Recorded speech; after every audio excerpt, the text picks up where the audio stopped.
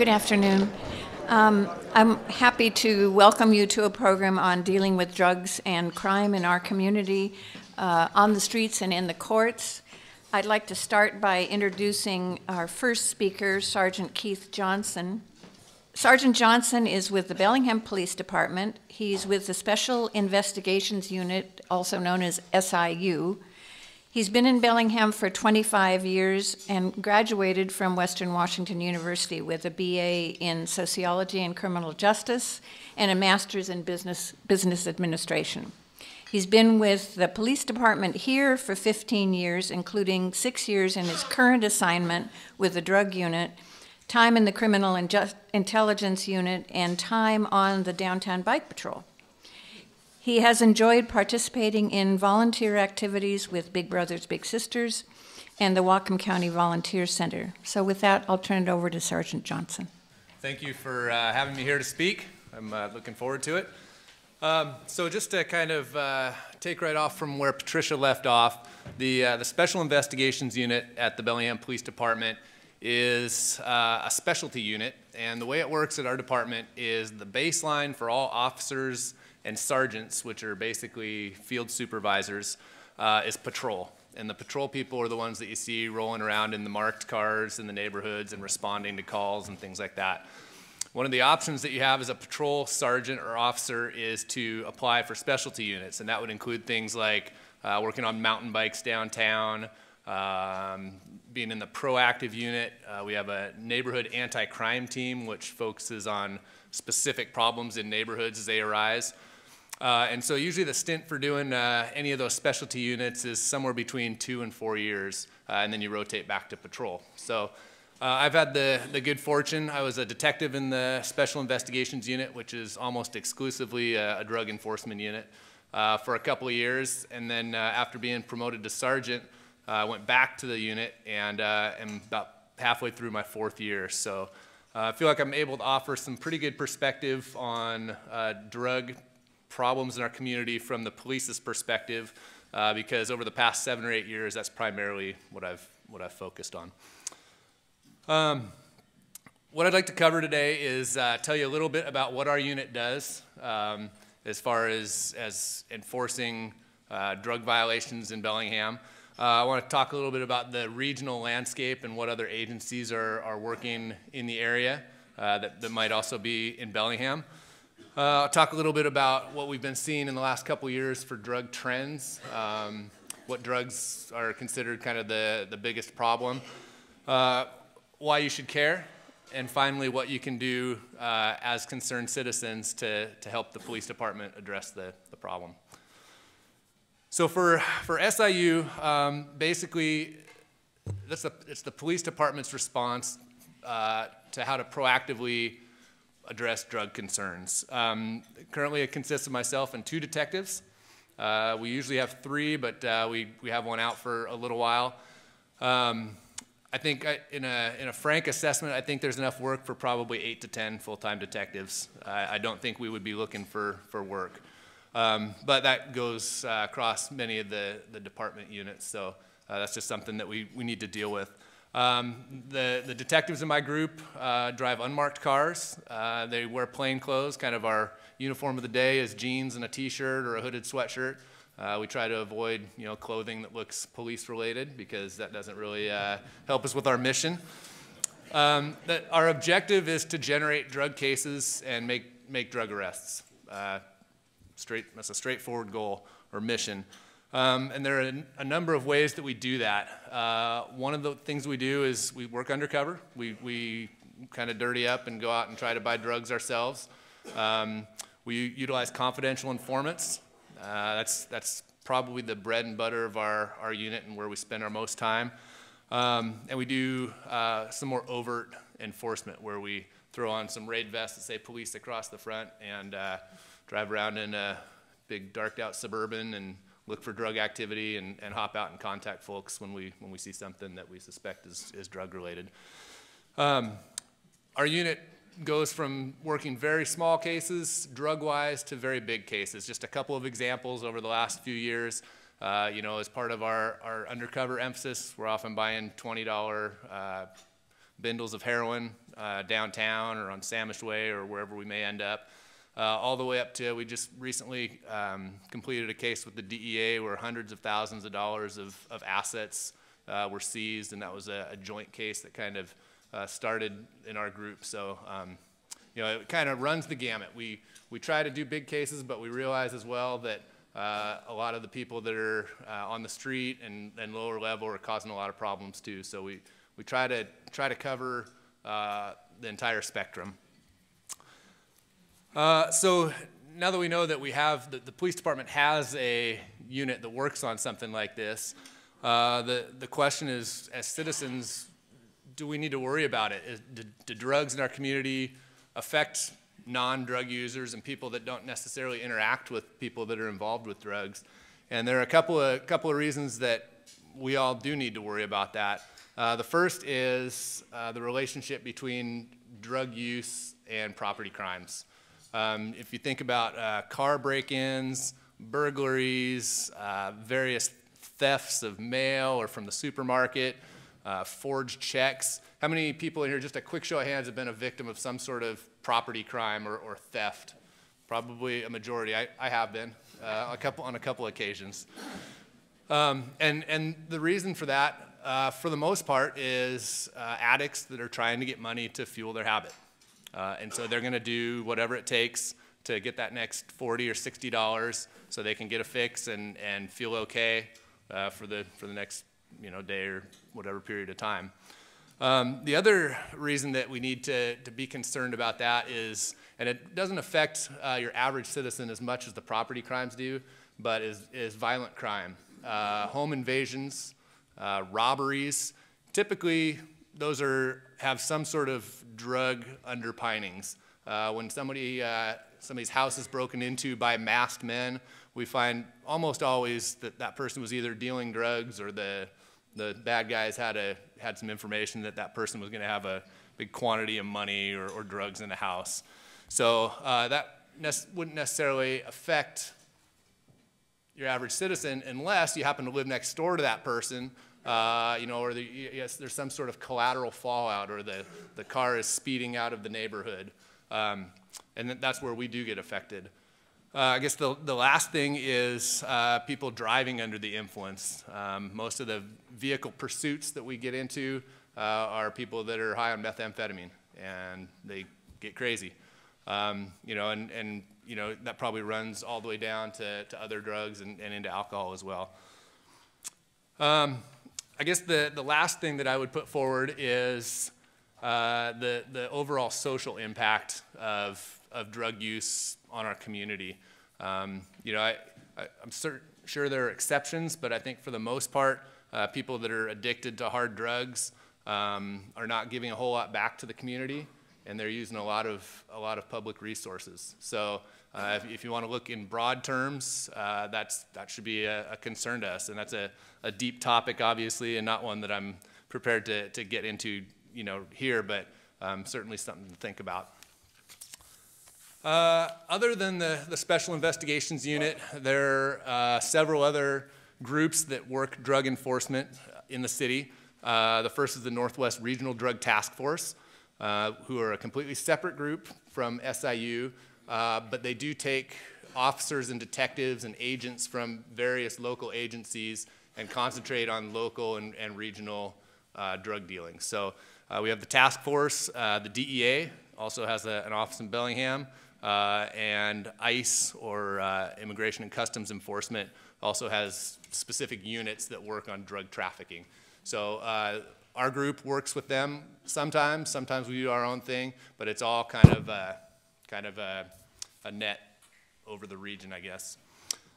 As far as drug trends, the two drugs that, in my experience, cause the most problems in Bellingham are heroin and methamphetamine. Heroin, in particular, has really taken off over the last 3 or 4 years. The prices have kind of changed, but it is very available. It's typically the first substitute from people that get addicted to pain pills and things like that, and then find they're no longer able to get that medication because it becomes too expensive. And so that's something that we've been dealing with a lot. And meth has kind of made a resurgence as well in the last couple of years. The production of methamphetamine has shifted. Meth labs used to be a big concern for citizens and law enforcement, and we really haven't seen that in the last, probably almost the last decade. When pseudoephedrine became more difficult to acquire, the production shifted down to what they call super labs down in Mexico, and that's coming up by the kilo rather than labs in garages and things like that. So those are the two drugs. We obviously run across cocaine, ecstasy and other drugs, but I would say 90% of our time is spent on heroin and meth enforcement. So transitioning back to our local group, SIU, the things we do, I mentioned controlled buys earlier. Typically how that works is we either come into contact through some enforcement activity, or someone approaches us and says that they want to do some work for us, either to get out of some charges that they're looking at, or sometimes they want to just make money. We have them identify what dealers that they know in town, and then between the two of us, we kind of choose who we're going to go target. And typically our criteria is people that are repeat offenders and are known troublemakers or drug dealers in the community. That's kind of our focus. So we would do some buys on those dealers, let some time go by, and then go make an arrest and put them in jail. I mentioned that we do some undercover work. Typically once or twice a year, we'll take 3 or 4 weeks, and our entire group will get as roughed up as we can and go try to do street level buys. We've had a lot of success with that. What we have found is that the people that you see standing around on Railroad Avenue or up on Samish are typically not your high-level drug dealers. They're users, and they're doing whatever they can to try to middleman a deal or hook you up with their guy to get their fix. So those aren't people that we necessarily target, but every once in a while it's good to let them know that people are keeping an eye on them and that the police are aware of what's going on. One other thing we do is surveillance. We get a lot of drug tips, both from citizens and from other people involved in the drug culture, and we do surveillance on people that are identified as dealers and try to catch them doing what they're not supposed to be doing and make arrests based on that. I mentioned that we do some overt enforcement or jump outs. That's basically when we don't have controlled buys or anything else lined up. We'll get together and just kind of wander around, and we know a lot of the people that are involved, and so when we see them and see some suspicious activity, we'll oftentimes try to contact them. I guess to kind of wrap up, as citizens, what's the best thing that you can do to help the police department deter drug crimes in our community? The first thing is to report suspicious activity in your neighborhoods. And this is something that at any community presentation, we always emphasize. You know your neighborhoods a lot better than the police officer that patrols them do. Even if they're there a lot, you live there, you know what cars are supposed to be in the neighborhood, you know what's normal activity and what's not. And so we encourage you to report suspicious behavior. If it's something emergent, calling 911 is your best bet. If it's something that's more ongoing, where you suspect maybe there's some drugs being dealt out of a house, I'll leave a stack of business cards here. Feel free to contact me, because that's the kind of thing that we deal with. Don't get in the middle of suspected drug transactions. Always, not to say that the people are necessarily dangerous, but sometimes they're not in their right minds, and we would hate to have somebody get hurt trying to do the right thing. So that's what the police are trained for, and we would encourage you to call us on that. And the last thing, I guess, and to wrap up, is support the police department. We are, over the past 5 to 10 years, we've kind of been chronically understaffed, and as I referred to earlier, there's enough drug-related work for 3 times or 4 times what we have working in the group right now. So if the opportunity arises, I would ask that you support the police department any way you can. Thank you.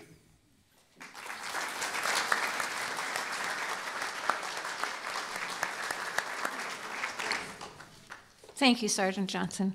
I'll be introducing our next speaker Superior Court Judge Chuck Snyder, and then following his presentation, I'll have questions for both of them, and then I'll turn it over to you for questions.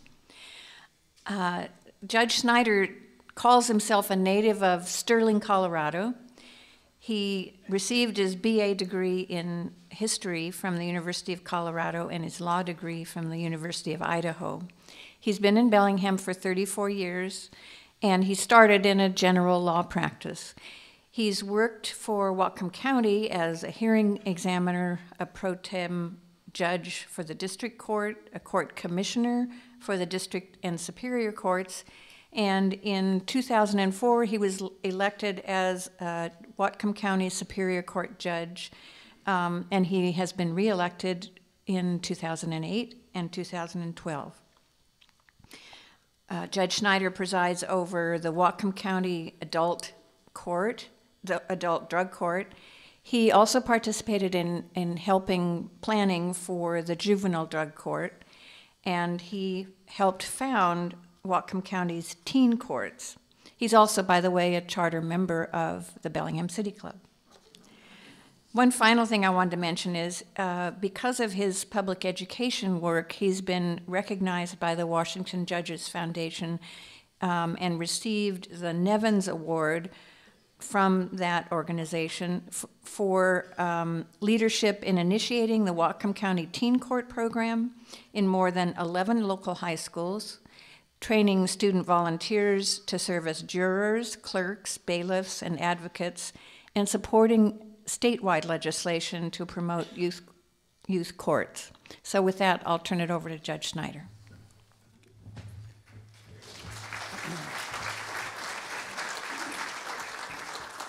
Thank you, Patricia, and thank you all for having us here today.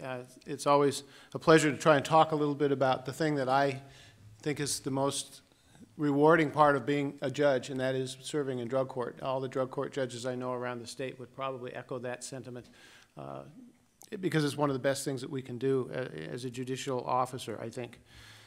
So for those of you who aren't familiar with drug court, I'm going to give you just sort of a parameter to think about while we talk, and then I'll give you some specifics about it in a few moments.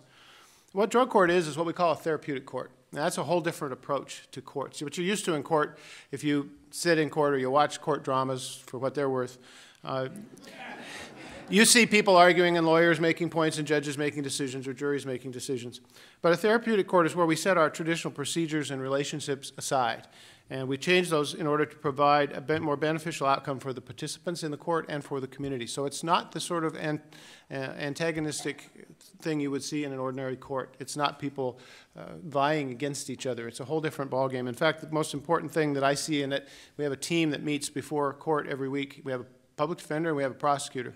And oftentimes the prosecutor is arguing for leniency and the public defender is saying this person needs to be brought up short and told what they have to do. And that to me is a revelation. It's very nice to see that happen. And if you have a healthy team, that's the sort of thing that occurs. People make suggestions based on what they think is best for the person that's in the courtroom rather than their role as prosecutor, public defender, judge, whatever it may be. This is an entirely different approach to criminal justice. It's founded upon accountability. We develop it based upon the strengths of the participants. What can they do well? What are they doing that is successful? What are they doing that is positive? And how do we grow that? And we have a case manager-based structure in our court. So we have particular individuals, case managers, who are assigned to certain of the folks in drug court. And their job is to make sure that they're doing what they need to do and bringing issues to the court as necessary. So who do you find in a drug court? I'll give you some examples of folks. One young man who was 19 when he entered drug court, his mother was using heroin actively, had been for years, and so was he.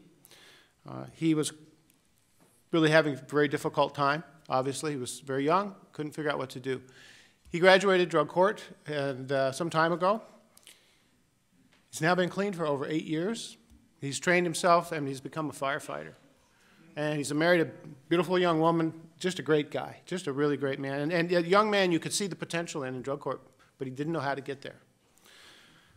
There was another person in the court that graduated not long after I came in, who was 46 years old when he entered into drug court. He had been using drugs for many, many, many years, decades. He was totally estranged from his daughter and his granddaughter who lived in Arizona. He couldn't even talk to them and they wouldn't talk to him. He got through drug court. He had some difficulties. He had some physical issues, but he got through. He worked really hard. He became a pillar in our recovery community. He is a sponsor now for probably 20 or 30 people who have been in or through our drug court from time to time. Been clean over 9 years. Just a wonderful person and somebody you really want to know. He came up to me one time. I saw him on the sidewalk outside the courthouse, and he came up, and what I tend to do is I tend to, at drug court, if you do well, you graduate, you get a big hug from me. He hugs me out on the sidewalk. He says, I've never hugged a judge before. It's so cool. Then there's another young lady who was 27 when she entered. You're getting the sense here that this is all sorts of folks and all sorts of ages. She was seriously involved with opiates. She, after graduation and during her time in drug court, went to school, completed a degree. She's now managing a care facility in this community for older folks, just doing a wonderful job there. We had a couple, husband and wife, who were so heavily into heroin at the time they get into the court. The only way we could get them to court, although they signed up and said they wanted to do it, was our case managers had to go out and essentially ambush them and take them one at a time to detox. And then we kept them in detox somehow. I don't know how, because they left once or twice each. We got them back, got them into the program. They completed the program. They graduated. They have their children back, and they're both working and doing very well. So that's a pretty good example of some of the people that we have. One of our young women had many personal struggles when she was in drug court. She was living in Yakima at the time she came in. She committed her offense here. She drove over from Wenatchee, from Wenatchee to Bellingham every week for about 4 months just to see that she could get in, to be there, to show she was committed and that she wanted to do it. And then she got into the court, she moved here. She became a leader in state and national association for Oxford House, which is a group of clean and sober houses. Just an amazing turnaround for her.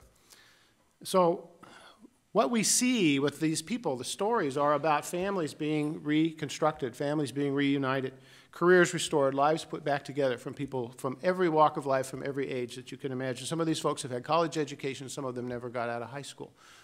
It's a complete mix of folks. They're now working productive members of society, and they are able to build sobriety support for those already in drug court. Many of the folks in drug court are being sponsored by previous graduates, and many of them were people that used together when they were using, and now they're clean and sober together, which is an interesting mix, I think, an interesting way to look at things. So how do we do this? How does this work in practice? I told you it's a different kind of court. And so what happens in drug court is that we do things entirely differently. I develop a personal relationship with all of the participants, and it works out slowly. It takes time. But we get to the point where in the courtroom, what happens is when it's their day in court, they walk up, they stand in front of me, they stand at the bench, and we have a conversation. What's going on in your life? What's happening? Tell me about this. How's school? Are you at work? You going to work these days? You got a job? If there's somebody who hasn't gotten a job, really isn't looking very hard, I say, you have your job search list for me? I want to see that today. How many meetings? They hand up a meeting slip, see how many 12-step meetings they've been to. We just have a discussion about their lives and what's going on. And if they're not doing well, we talk about that in no uncertain terms. And if they're doing well, they get praised.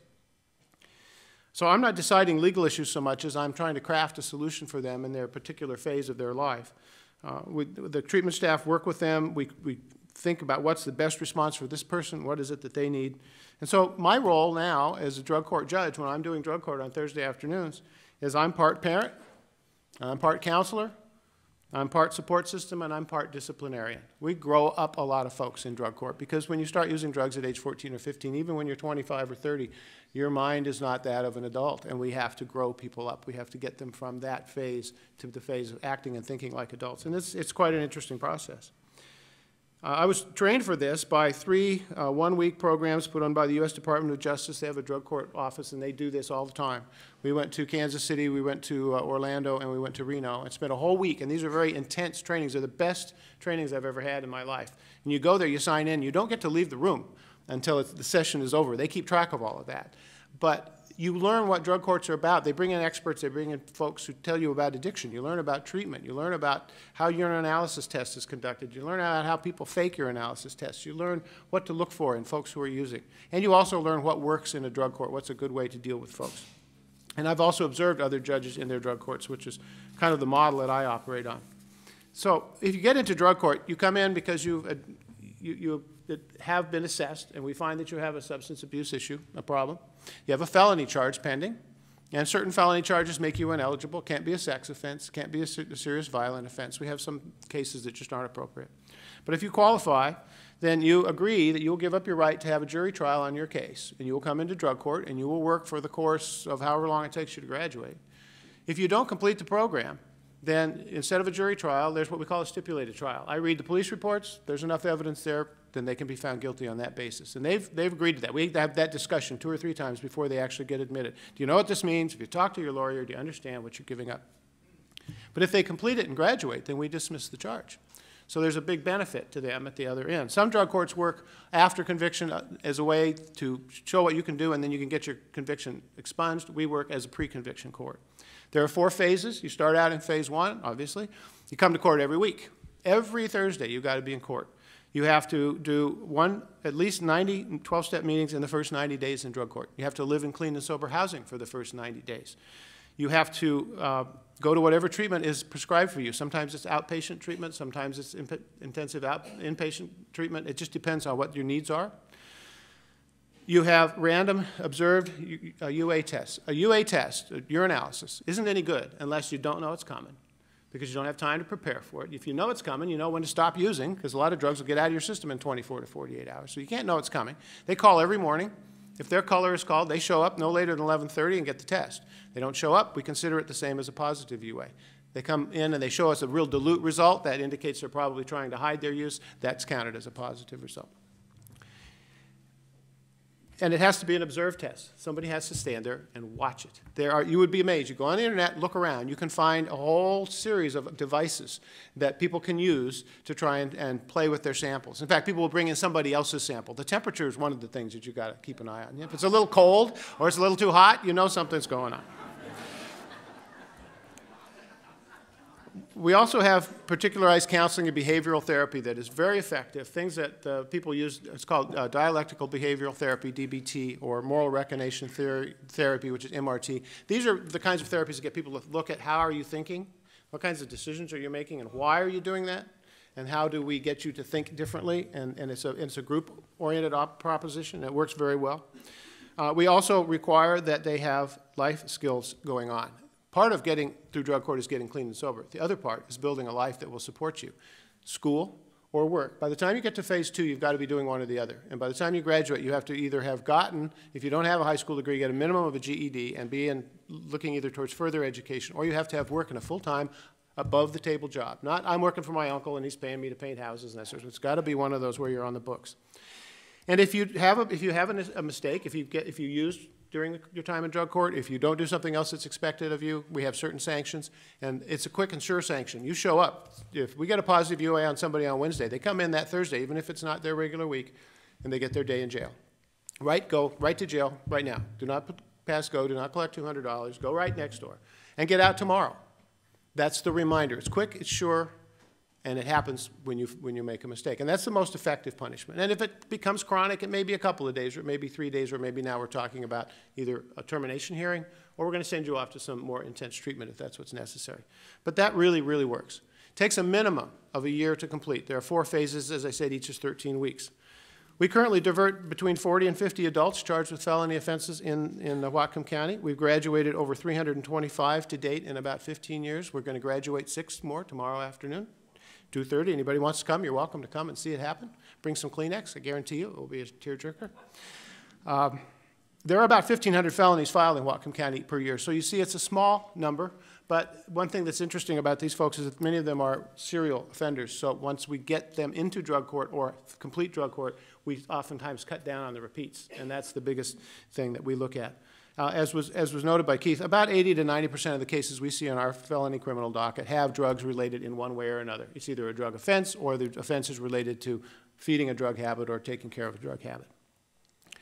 The cost of a day in drug court is about 25% of the cost of a day in jail.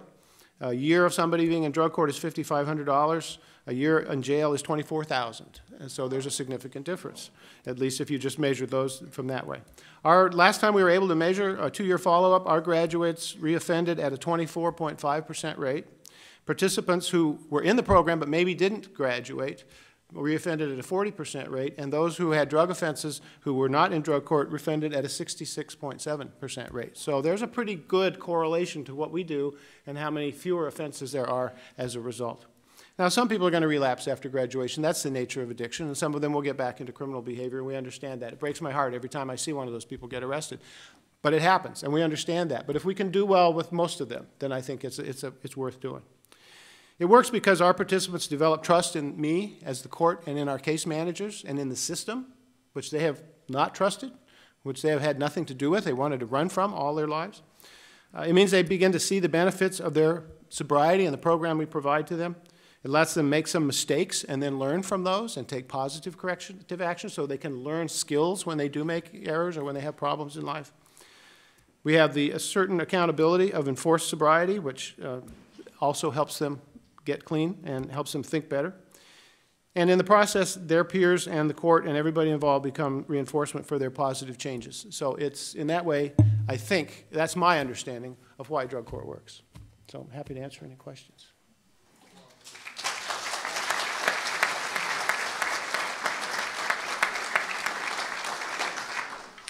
Thank you both. I'm going to ask one question of both of you, and that is, do you support the new legal marijuana trade that will soon be established in Washington? You got to go first. I do not. And you could respond about why.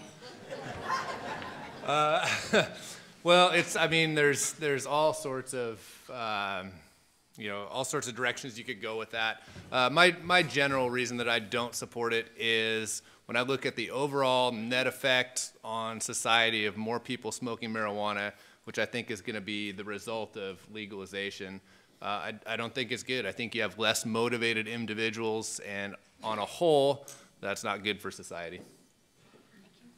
I'm going to shift into campaign mode because as a judge, I'm not allowed to take a position on any political issue that might come before me or the public. What I will say is this. My main concern about it is based upon my experience in juvenile court, juvenile drug court, and adult drug court, and that is that most of the people who begin to use drugs and become addicted in one way or another to whatever substance it may be start when they're very young. One of the things we do in drug court, everybody writes me an autobiography. I want to learn about them. How did you start? Where did you start using drugs? Where did you grow up? What did you do? And I see a lot of these young folks coming along, and they're normal in grade school and junior high, and they're getting good grades, and they're doing this and that, and then they get into high school. Many of them are athletes, but they start hanging out with some folks, and they drink a little on the weekends, and then they start smoking a little pot, and then they start getting into something else, and the next thing you know, they're addicted. So to me, I think when we're talking about marijuana being legal, my main concern is what about the people who are young? The brain research tells us now that people don't really fully develop the decisional processes in their brain, the part of their brain that makes executive decisions, until they're in their early 20s. And so I think that's a significant issue. When you start stunting that with drug use, even if it's marijuana, and it is, it can do the same thing, you stop somebody's development at a very critical phase of their life. And I'm very concerned about that. And the other thing, there's a practical point for me, is that I've got people in drug court who say, but it's legal. And I say, not when you're in drug court. Alcohol is legal, but not when you're in drug court. You can't drink, you can't use drugs. And you know why you can't use drugs? Because you're an addict. And you know what's going to happen if you use marijuana. You know where you're going to end up. And they all admit that. They know that. But it's a struggle. And it's harder for us, I think, to do some of the things we like to do when people can look around and say, I could go downtown and buy myself an ounce of pot. So I think there are practical issues for me. This is a question for Judge Snyder again. Have you had to send drug offenders to jail because there was no place to send them for treatment? I have had, I guess the answer to that is yes, and I'm not trying to waffle. The reason I say that is that many of the offenders who come through with drug charges, be it a possession or a delivery or something of that nature, have that option of treatment in many ways, whether they're in my courtroom or not. And so we oftentimes try to make that part of the sentencing process. In Superior Court, with the Sentencing Reform Act we have for felonies in this state, I don't have the ability to impose probation. I don't have the ability to impose Department of Corrections supervision, except in a very limited number of cases, and they are generally not the drug cases. So there's not a whole lot we can do about that to get them to treatment. So it's kind of outside of the realm of what we do. Now, I have a lot of people who I would like to see in drug court. And I don't have the space for them, we don't have the resources for them in drug court. If we could expand it, we could double our people. If we could have a couple more case managers, we could easily double the number of folks in drug court because they're there. But what we do have is the opportunity for people to we have some alternative sentencing. One, it's called DOSA, it's Drug Offender Sentencing Alternative. And it can be, there are two types, one in the community and one in prison. It gives people the opportunity to do treatment, have a reduced sentence and do treatment. If they complete it, then that's great, and then they're monitored by DOC because of the nature of that sentence. If they don't complete it, then they do their time in jail. And so we do a lot of DOSA sentences. The problem with DOSAs is the monitoring while they're on that program is not always good. With drug court, they're monitored. They're seeing their case manager every week. They're seeing me every week or every other week or every third week, depending on what phase they're in.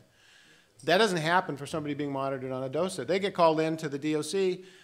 It's your time to show up this week or this month, and so they go in, and all they have to do is go to the kiosk and type in a few things and give a fingerprint, and they're done. And maybe they get asked to give a UA, maybe they don't. So I think that the problem is the treatment's available. We don't have a good way of making sure people comply. Thank you. Sergeant Johnson, are you seeing increased use of weapons by drug criminals? I don't think it's increased. It's certainly always a factor and a safety concern for the police.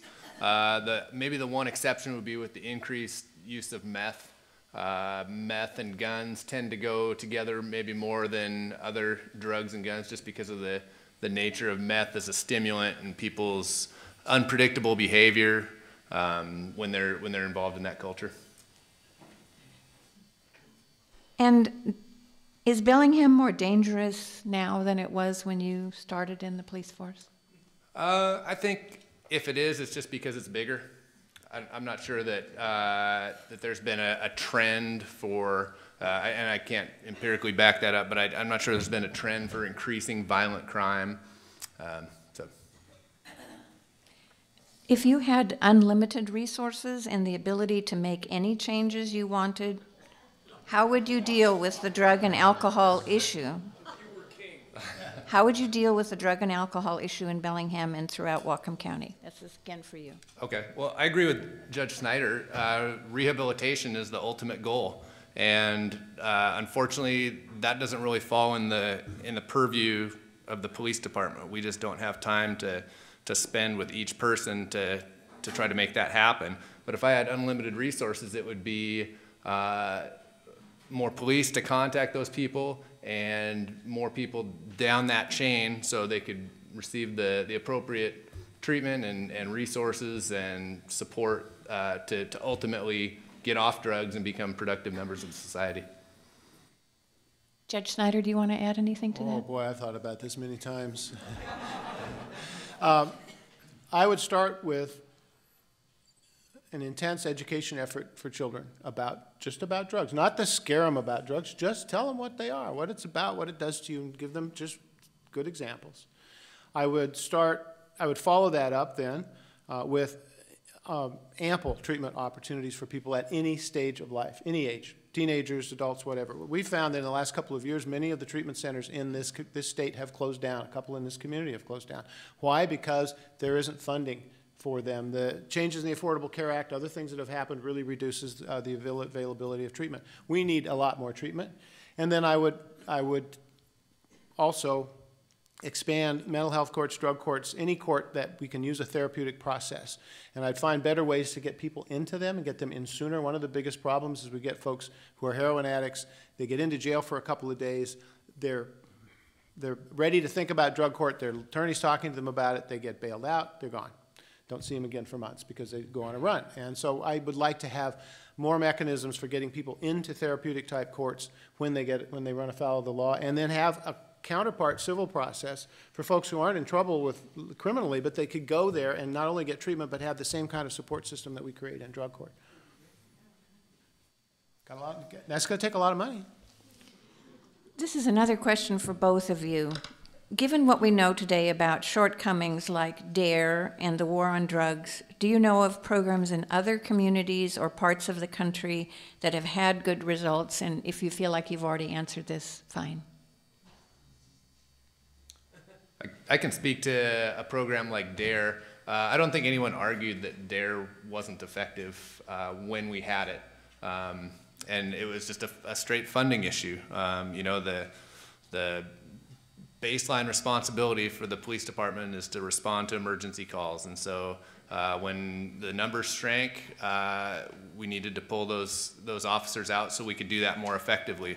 And I don't think anyone was making the argument that the DARE program and similar programs like that were not effective. It's just a matter of being able to put people there. Yeah, I tend to agree. I think that what other communities are struggling with the same issues that we are. Drug courts are consistently successful all across the country. They're shown to be cost effective. They're shown to be effective in terms of recidivism. So I think, you know, we have a good model. I think we just need to use that model more. It's been said that Sheriff Elfo is the most important mental health professional in Whatcom County now. Has the decline in funding for mental health care had a large impact on the number of cases coming before you or the number of people you see on the street? I'll defer to you on that. Yeah, it's had a very huge number of cases have begun to happen that we didn't have before in a couple of ways. The opening of the new unit at St. Joseph Hospital has opened up a lot more beds for folks for the short-term civil mental health commitments. It's full. Our mental health hearings have doubled over the course of the last couple of years. And those happen on a 72-hour basis, so they happen regularly almost every day. And then the folks in the jail who have serious problems, I probably sign, or between myself and Judge Garrett and Judge Uhrig, I'll bet we sign 4 or 5 orders a week for people to be evaluated for competency or to be sent to Western State Hospital for restoration of competency. It didn't used to be that kind of volume. So we have a lot more folks on the street, not being treated, not getting their medications, who end up in our court system and most of the time in the jail. And you know, the tragedy is I had a woman just yesterday who has been in jail since October. It was an assault. It was called an assault in the 3rd degree. It's technically a felony because she fought with a police officer at the bus station, but because she has no prior felony history, her standard range sentence is 1 to 3 months. The maximum I can give her is 3 months. She's already served 6, and she served most of that waiting to go to Western State Hospital for a evaluation and then for restoration of competency and for medication. Ultimately, what I had to do yesterday was determine that it wasn't just to keep her in jail. And we just don't have a mechanism for those folks. So basically, I directed that she be evaluated for civil commitment, and if that is the case, I'm going to direct that the charges be dismissed without prejudice. They can be brought again if necessary, but she needs mental health care. She doesn't need the jail, and she doesn't need the criminal system. She is just emblematic of the number of a huge number of people we have. Finally, for Sergeant Johnson, how much of the drug trade in Bellingham is gang-related, and how much is attributable to individual entrepreneurs?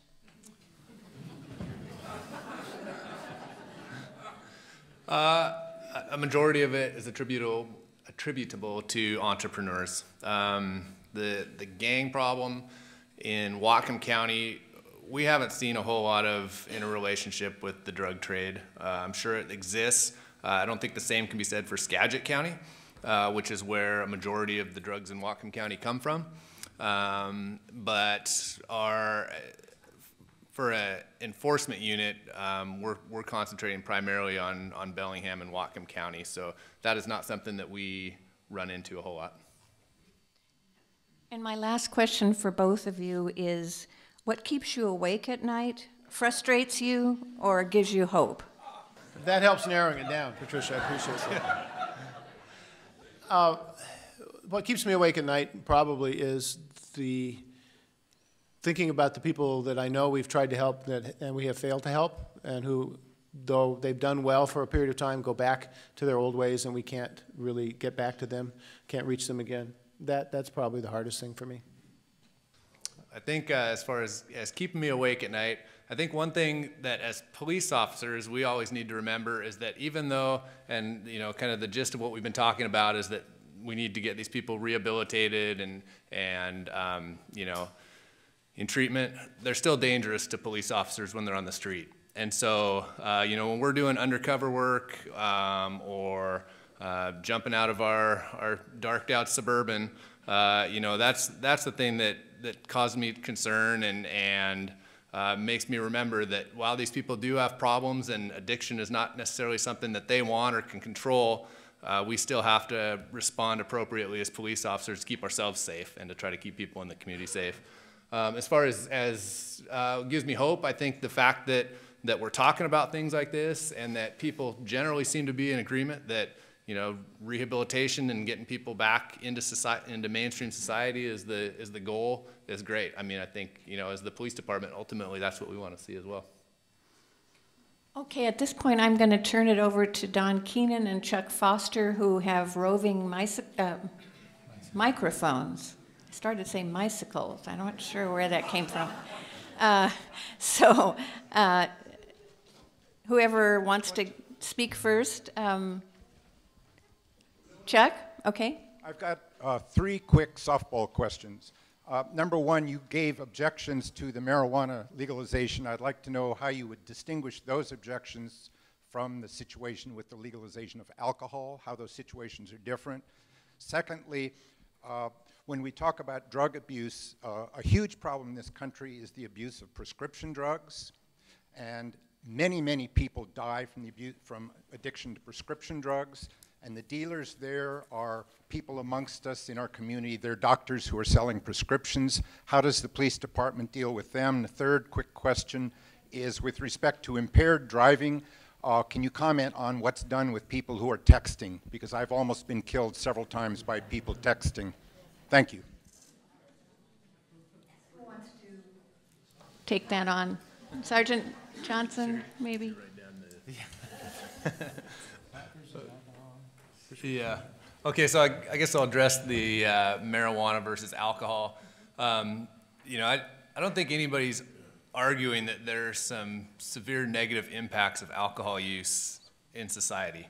And so I'm not sure that saying, well, you know, alcohol is legal isn't necessarily the best argument for saying we should legalize marijuana as well.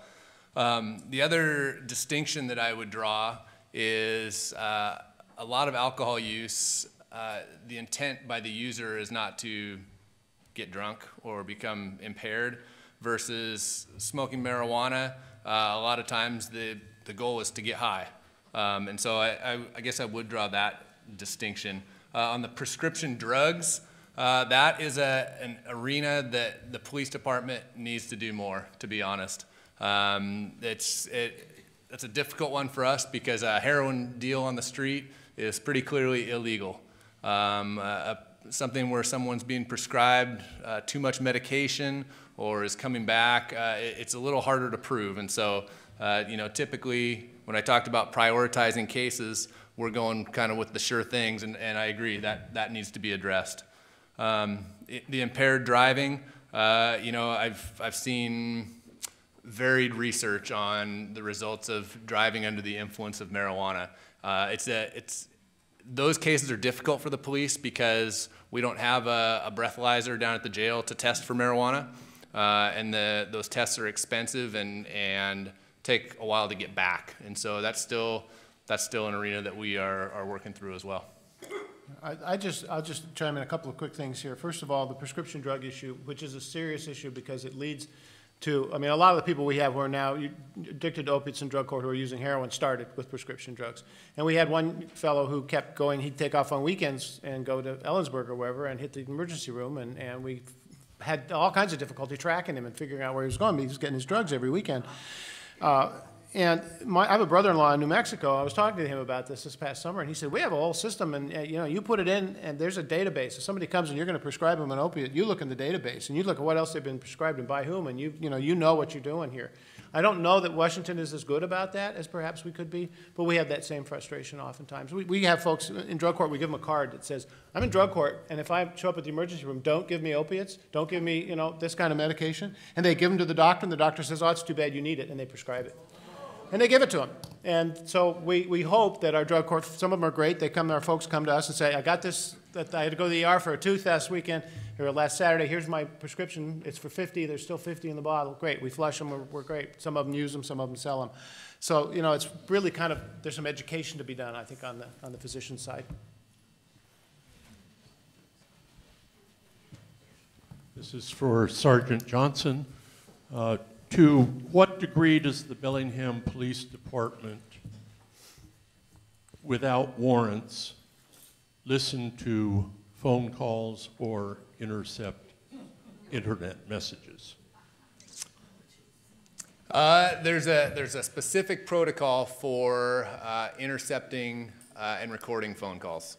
And there's a stringent criteria that needs to be met. It's kept track of by the state. And so when we do that as part of a drug investigation, we need to have probable cause based on typically a prior drug buy to do that.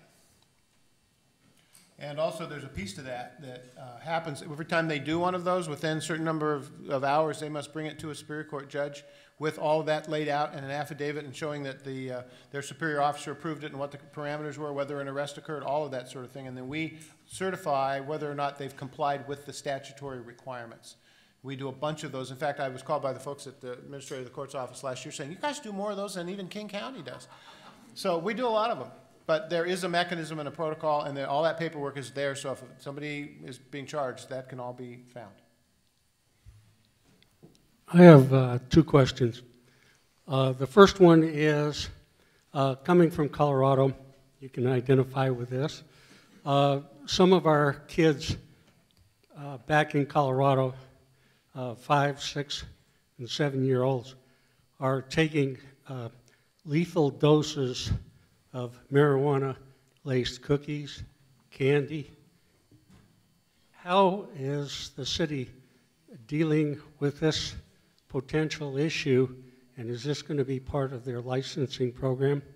That was the first question.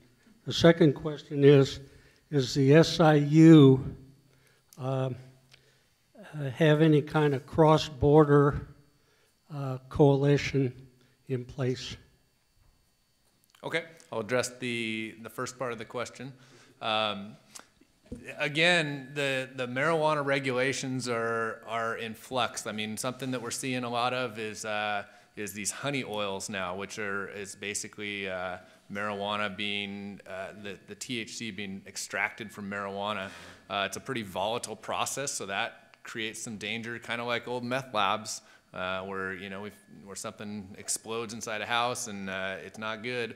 As far as edibles go, the state lays out well-defined guidelines for quantities of edibles that people might have, and I don't know about whether there's a limit on concentration right now or not. It's changing monthly, and so it's difficult for us to enforce right now, and it's something that we're kind of waiting to see how things pan out.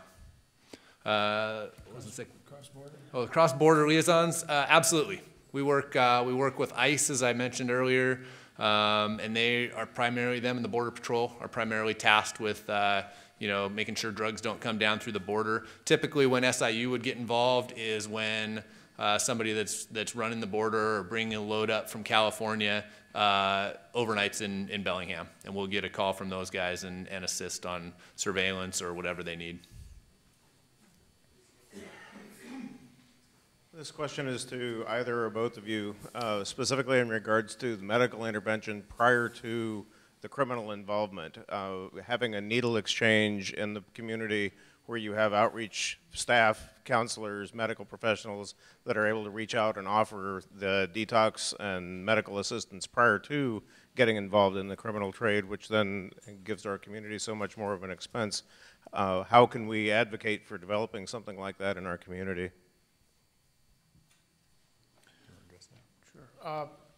One of the things that I've learned in my time in drug court about folks who are addicted and the behavior that goes along with that is that the lure is pretty strong. And if it's all allowed and left to voluntary decisions, it's not going to happen very often. Some people get to that point where they say, I'm done, I've got to do something, I've got to make changes, and I will do whatever I need to do, but it can be a very, very miserable existence for a few days while you're detoxing. And with that going on, I think it's really hard for somebody to sort of voluntarily walk into, and even with all the best counseling in the world, when it gets tough, they will go out the door, if they can, and go looking for their fix. I think what can be done is to develop a more structured sort of support, so that it's not just having a counselor. I think you have to be able to have a mechanism whereby somebody walks in and says, I need help, they go in, and then they just can't walk away tomorrow when they feel like it. You know, that's a difficult thing to do in a society of art like ours that it really values freedom and your ability to make choices. But I think there needs to be a different entryway and a mechanism that gives people either an incentive or a consequence if they don't stay. How that's going to look, you know, that would be a great debate for people to have. I don't know how we would do it, but I think you need more than just an opportunity. You need something to give them a reason to stay. Okay, we have a question here. Sure, thanks. Hi, I have a question for Sergeant Johnson, and first I apologize, it's a peripheral issue, but you did raise it. And the question is, in the case of a burglary or home invasion, what is the best conduct for the citizen to do? I know some people whose tendency is to engage the intruder with their own firearm. Other people would call 911 and hide and or cooperate until the police come. Which, and I know this is fraught with Second Amendment implications, and I don't want to put you on the spot here too much, so I'll just say, which would offer the greatest chance of survival based on your knowledge of the local miscreants? I think you'd have to look at that on a case-by-case basis. I mean, you certainly have the right to protect your home and protect your family. If I wouldn't necessarily advocate for taking some shots at a guy that's breaking into your car, because there have been cases like that, and the courts have found that that's not reasonable. But it's a case-by-case basis, and I think kind of a personal decision that you have to make. You know that 911 prioritizes calls, and so if 911 gets a call inside the city that somebody's breaking into my house, you're going to have a lot of officers there pretty fast. That's not something that necessarily somebody living out in the outskirts of Whatcom County can expect, but you know, we have our patrol guys are divided into areas, and that, you know, those are going to be high priority calls where guys are coming as fast as they can get there. So I think that's the only thing I can tell you. I have a question for Judge Snyder. What are the responsibilities of being a drug court sponsor, and how do you become one? Well, there's sort of an unwritten law about how you become a sponsor for someone who's having substance abuse problems, and most of them are people who have been there before, have done it themselves, have been through and have been clean and sober for a long time and are willing to help.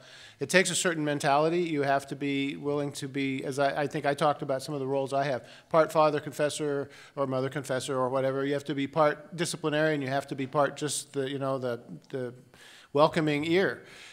But you also have to work with people directly to help them progress through and stay in their sobriety. So it takes a lot of skill, and I would think the best way to find that out would be to talk to somebody who does addiction, provides addiction services. People who are treatment providers, people who are evaluators would know more about that, I think, than I would, as to what works and whether people who, you know, I can't think of any reason why somebody who has not been an addict couldn't be a good sponsor, but I also know that most of them are people who are also in recovery because of the experience they have and the knowledge that they have of what it's like. Okay, we have one more question. Thank you. I was curious, given the law in front of the Tennessee governor right now, whether you could tell me how many pregnant women have been through drug court and how they're treated? We have had a number of pregnant women. What we try to do with those folks is arrange a 6-month treatment program. There are 3 or 4 places in the state where we can send them, and they go in for a 6-month program, and so they generally complete their pregnancy and give birth in that center. It's a long-term treatment program, and it also has follow-up and a lot of parenting classes and things like that for the new mother. Then when those folks come back, generally they go to a place in Linden called New Way Ministries, and they provide them housing, they provide them resources, they have given people automobiles, help them get cars. They give them a long-term place to land after, say, 6 months of treatment. They'll be there sometimes another 3, 4, 5, 6 months. And those people help integrate them into the community. So we look for that kind of thing. That's what we really try to do with the folks the young ladies who come in who are pregnant. It's our goal to try and do that with them. Some of them are unwilling to do that or resistant to that, but we have found that those who come back with an enormous success rate because it's such a long-term process. It really makes a difference to them. Well, thank you both very much, and I think we all owe you a big thanks for coming and talking.